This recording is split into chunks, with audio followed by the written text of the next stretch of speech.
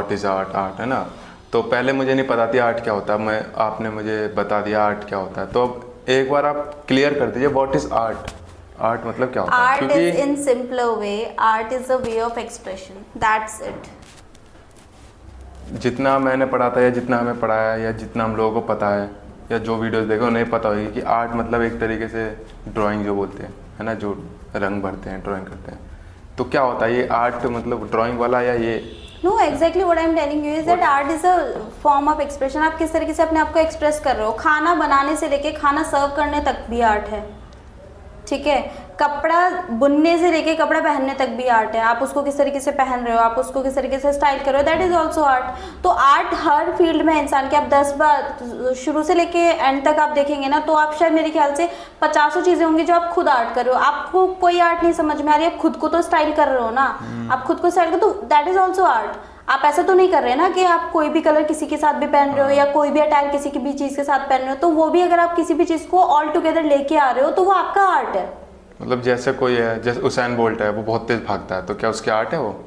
Obviously art of running हो गया ना। आप कोई और नहीं कर सकता वो इतना इजीली, उन्होंने वो चीज़ प्रैक्टिस की है, तो आर्ट ऑफ रनिंग हो गया। वो अपनी बॉडी को किस तरीके से उस लेवल पे जाके वो कंट्रोल करना सीख गए हैं, दैट इज ऑल्सो आर्ट। मतलब हम सब लोग एक तरीके से आर्ट से घिरे हुए हैं, हर कोई आर्ट करता है। Exactly. उन्हें पता नहीं कि वो आर्ट ये है उनके इवन पास। Like we are talking right now, it is also art. Okay. कितने ही लोग होते होंगे दुनिया में जो वो शायद 5 मिनट से ज्यादा किसी से बात नहीं कर सकते, and we are talking on a particular topic for so long, तो ये भी आर्ट ही हुआ ना। Everything is a form of art. मतलब सब कुछ आर्ट होता है। फिर पैशन क्या होता है? पैशन और आर्ट में डिफरेंस है ना? Obviously there is a difference. क्या डिफरेंस है? आर्ट तो आप सुबह से लेके शाम तक भी कर रहे हैं, like for example your mother is cooking, ठीक है, दैट इज आर्ट। तो वो तो उन्होंने डेवलप करी अपनी, वो स्किल डेवलपमेंट हो सकती है, कोई भी स्किल है वो डेवलप हम कर सकते हैं, स्किल डेवलपमेंट पॉसिबल है, there is no doubt about it. Passion होता है जिस चीज़ को आप एक्चुअल में बहुत अच्छे से करना चाहते हो, ठीक है, जिसके लिए आप करो और मरो वाली सिचुएशन में भी चले जाओ कि नहीं मेरे को ये करना है तो मुझे करना है। फॉर एग्जाम्पल अगर किसी भी स्टूडेंट को अगर हम, वो आर्टिस्ट है, ठीक है, डांस बहुत अच्छा करता है, हम उनको लेके जा रहे नहीं आप इंजीनियरिंग करिए, तो मे बी उसका जो पैशन है ना वो उसको कंप्लीट करने के लिए वो दिन में 1 घंटा 2 घंटा वो निकालेगा, दैट इज पैशन। पैशन होता है बेसिकली जो आपके अंदर के डिजायर्स है ना, आपको क्या चीज़ ड्राइव कर रही है, वो होता है पैशन। मतलब बेसिकली हम सभी लोग एक आर्टिस्ट हैं, सब अपने अपने फील्ड के एक आर्टिस्ट हैं। Exactly. कोई रनिंग का आर्ट है उसके आप जो भी चीज कर रहे हो, आप सुबह से लेके शाम तक जो भी चीज कर रहे हो, every single thing is art. बस ये बात है कि आपको पता नहीं, आपका एक डिफरेंट माइंडसेट है उस चीज को लेके। ये आपने मुझे अच्छी चीज बताई। मुझे नहीं पता था आज से पहले कि ऐसा भी आर्ट वगैरह, मैं तो सोचता आर्ट मतलब ड्राइंग होता है। नहीं, इतना सिंपल नहीं है आर्ट, एक्चुअली बहुत ज्यादा सिंपल है। अच्छा, सब कुछ आर्ट ही आर्ट है, एवरीथिंग आर्ट, ठीक है। तो ऑलमोस्ट हम दीदी एंड की तरफ आए गए हैं, लगभग कंप्लीट होने वाला है। तो कंप्लीट करने से पहले आप एक ये बता दीजिए, आप अपना स्ट्रेस किस तरीके से मैनेज करते हो? मतलब आप ये बिजनेस भी कर रहे हो, रेजन आर्ट भी कर रहे हो ना, ये तो आपकी आर्ट हो गई, आप स्कूल में भी पढ़ाते हो, आप अपनी साथ में स्टडीज़ भी कर रहे हो ना, साथ में आप घर के काम भी करते हो क्योंकि लड़कियां घर के काम भी करते हैं ना, तो इतना सारा काम किस तरीके से मैनेज करते हो? तो वर्क मैनेजमेंट की अगर हम बात करें ना, तो it's totally up to you. अगर आपने कोई काम करना है ना तो आप कर लोगे, no matter how you are doing, वो आप कर लोगे। उसके लिए आपको कोई भी वो नहीं देगा कि आप ऐसे करो या ना करो। देखो, ना करने के लिए इंसान 1000 बहाने निकालेगा। अगर मुझे कोई काम करना है तो आई विल मैनेज कैसे करना है, पहली चीज़। दूसरी चीज़, आपके जो बेसिक काम है वो तो आप किसी और पे नहीं डाल सकते हैं ना, ठीक है। अगर खाना बनाना है या फिर आपको खुद का हाइजीन है, वो तो आप कहीं पे भी नहीं डाल सकते, किसी और के भरोसे नहीं बैठ सकते, वो तो आपको करना ही करना है। तो first of all you have to prioritize basically कि आपको क्या चीज़ें किस टाइम पे करनी है। Secondly, time management is really important. Like मैं जितना काम कर सकती हूँ मैं उतने हिसाब से ही अपना पूरा दिन मैनेज करूँगी। थर्ड इज़ कि आप कमिटमेंट अगर दे रहे हो ना किसी को, then commit only if you can do. अगर आप कर सकते हो कोई काम तो ही कमिट करो, अगर नहीं कर सकते तो वो काम का कमिटमेंट ही मत दो। तो ये 3 चीज़ों से मैं अपना काम का मैनेजमेंट करके रखती हूँ कि अगर मैं किसी का ऑर्डर मैं ले लूँ और अगर अर्जेंट ऑर्डर है मैं वो पूरा ही ना कर सकूँ तो मुझे भी स्ट्रेस रहेगा, क्लाइंट को भी स्ट्रेस रहेगा, और वो इतने सारे स्ट्रेस में मुझे नहीं लगता आर्ट फॉर्म अपना बेस्ट निकल के आएगा, तो मैं वो ऑर्डर लूँगी ही नहीं। कि ये चीज़ें हैं। मैं कोशिश करती हूँ ऑब्वियसली कि मैं कोई भी ऑर्डर ऐसे डिक्लाइन ना करूँ, but what I am telling you is कि आपको अपना मैनेजमेंट खुद करना पड़ेगा। अगर आप चीज़ें इतने चीज़ों में बूट स्टेप करोगे तो वो आपको करना पड़ेगा। There is no other reason कि ऐसा नहीं होगा कि आपको सीख लोगे या आ जाएगा, नथिंग लाइक दैट। मतलब जो लोग बोलते हैं कि हमारे पास टाइम नहीं, वो एक तरीके से एक्सक्यूज हुआ है ना। एग्जैक्टली टाइम नहीं है, टाइम आप बाकी चीज़ों से काट लीजिए, आपको करना पड़ेगा, that is the only thing. अगर आपको कोई काम, फॉर एग्जांपल अगर मान लीजिए बच्चे को फ़ोन चलाना है, नहीं चलाने दे रहे ना, तो बच्चा क्या करेगा, कॉपी के अंदर रख के चलाएगा, बट वो चलाएगा। वो उसकी आर्ट है, वो एग्जैक्टली एग्जैक्टली वो उसकी आर्ट तो है। वो करने के तरीके देख लेगा, तो आपको भी काम करने के तरीके ढूंढने पड़ेंगे। तो जब आप इतनी सारी चीज़ें करते हो, इन सब से आपको स्ट्रेस होता होगा, बर्नआउट होता होगा, तो आप उससे कैसे आर्ट बचते से। हो? आर्ट से, अच्छा, मतलब आर्ट से एग्जैक्टली आर्ट से आप अपना स्ट्रेस भी दूर करते हो। हाँ। बर्नआउट होता है वो भी आप इससे। नहीं, एक्चुअली क्या है ना, बर्नआउट या फिर ड्रेन होते हैं। मैंने अपने जितने भी प्रोफेशन चूज़ किए हुए हैं ना, सारे वो हैं जो मैं एक्चुअल में करना चाहती हूँ। मेरे को टीचिंग एक्चुअल में बहुत ज़्यादा पसंद है, तो इसीलिए मैं इस फील्ड में गई थी, क्योंकि बच्चों के साथ आप डील बहुत ज़्यादा फन वे में कर सकते हो, ठीक है, इसलिए मैं इस फील्ड में गई हूँ। और दूसरा जो मेरा आर्ट वर्क है वो भी अपने आप में एक एक्सप्रेसिव ही है। ये मैंने शुरू ही इसलिए किया था because at that time I was so stressed. तो मैंने शुरू ही इसलिए किया था कि मैं अपने माइंड को डाइवर्ट कर सकूं किसी अच्छी चीज़ में, अलग चीज़ में, ताकि एग्जैक्टली मेरे माइंड में नेगेटिव चीज़ों की जगह कुछ क्रिएटिव चीज़ें आए। मतलब सबकी आर्ट सबकी अलग अलग है अपना स्ट्रेस रिलीज करने के लिए ना। जैसे हाँ। किसी को डांसिंग का पसंद है, उससे उसका स्ट्रेस रिलीज हो रहा है, कोई रनिंग कर रहा है उसका स्ट्रेस। व्हाटएवर यू लाइक, आप वो चीज़ें करिए, सिंपल सी बात है। आप वो चीज़ें करोगे तो आप उसके आर्टिस्ट बन जाओगे, सिंपल है। आपको जो पसंद है आप वो चीज़ करो, आप उसके आर्टिस्ट बन जाओगे। तो ये चीज़ है।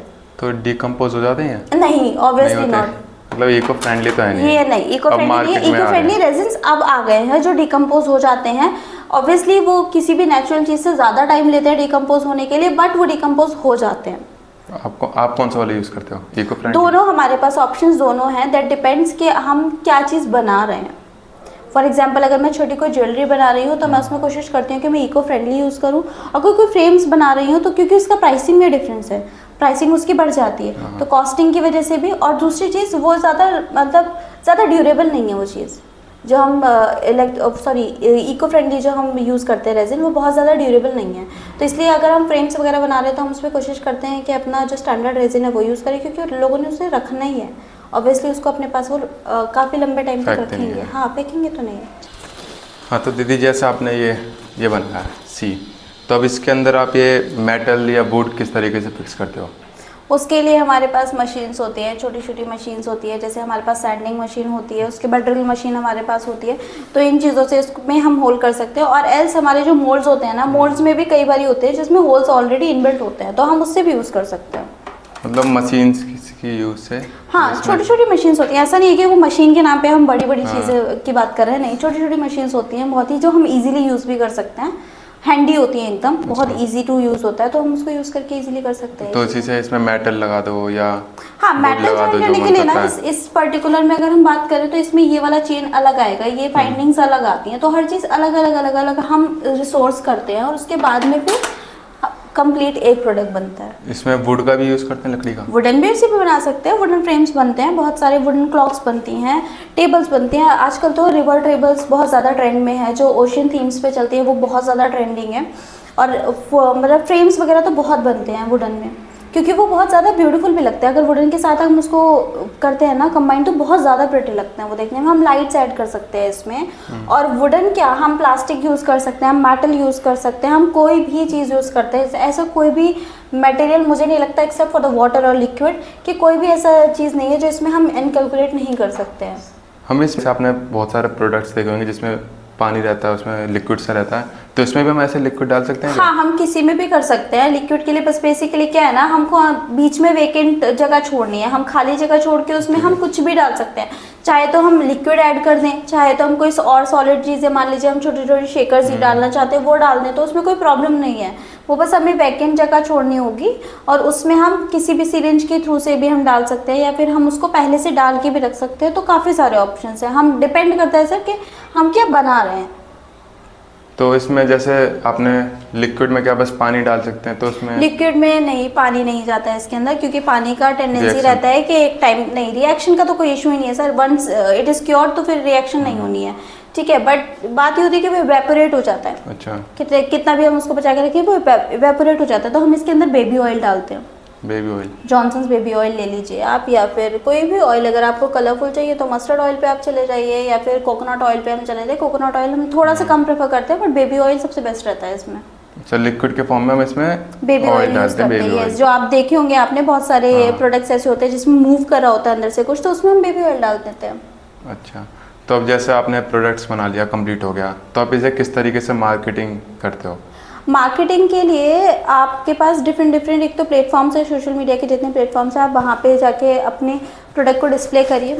और दूसरी चीज़, जितने लोगों को आप जानते हैं एटलीस्ट उनसे बात करिए। लोगों का से तो ये प्रॉब्लम हो जाती है कि वो जो स्मॉल बिजनेस अगर वो ओन करते हैं तो वो बात नहीं करते हैं उसके बारे में। एटलीस्ट आप बात करिए लोगों को पता चले कि उनके पास है क्या। अपनी बेसिक आप मार्केटिंग स्ट्रैटेजी बेसिक ही रखी हुई है मैंने, ठीक है। उसमें बेसिकली मैं उस पे इंस्टाग्राम पे और यूट्यूब पे जितनी भी चीज़ें हैं वो वहाँ पे लिस्ट कर देते हैं प्रोडक्ट। और दूसरा व्हाट्सएप पे हमारे पास अब जो बिजनेस टूल्स आए हैं उसमें बहुत सारे ऑप्शंस हैं। आप अपनी कैटलॉग्स वहाँ पे लिस्ट कर लीजिए और स्टेटस पे लोगों को अपडेट रखिए। कुछ नए ऑफर्स आप डाल दीजिए, नए चीज़ें आप लेके आइए। जो लोग आपको पर्सनली जानते हैं at least they will trust you, और उसी के थ्रू आपके पास बाहर से ऑर्डर्स आएंगे। आई विल नॉट सजेस्ट कि आप जाके सीधा मार्केटिंग में चले जाइए, या फिर इंस्टाग्राम या यूट्यूब पे आप मतलब पेमेंट देने के बाद में आप उन लोगों से एड रन्स करवाइए। ये आप करवा सकते हैं वंस आप एक अच्छे लेवल पे चले जाओ। अगर आपके पास ग्राउंड लेवल पे आपका कस्टमर नहीं है ना, तो आई डोंट थिंक कि वो आप हायर लेवल पे जाके भी वर्क कर सकते हैं, क्योंकि आपके पास एक जो कस्टमर का ट्रस्ट होगा आपके पास वो नहीं है। आपको ज़रूरी है कि रिटर्न कस्टमर्स आएंगे। जितने ज़्यादा रिटर्न कस्टमर्स होते हैं ना, उससे पता चलता है कि आपका काम एक्चुअल में पसंद किया जा रहा है। तो ये चीज़ है, आप कोशिश करिए कि जितने कस्टमर्स, अगर आपके पास एक भी आया है ना, तो उतना सेटिस्फाई हो जाए कि वो अगर किसी और को बता रहा है तो वो श्योर हो कि हाँ मेरी गारंटी है काम अच्छा होगा, तो अब वहाँ से वो लोग कस्टमर्स आते हैं।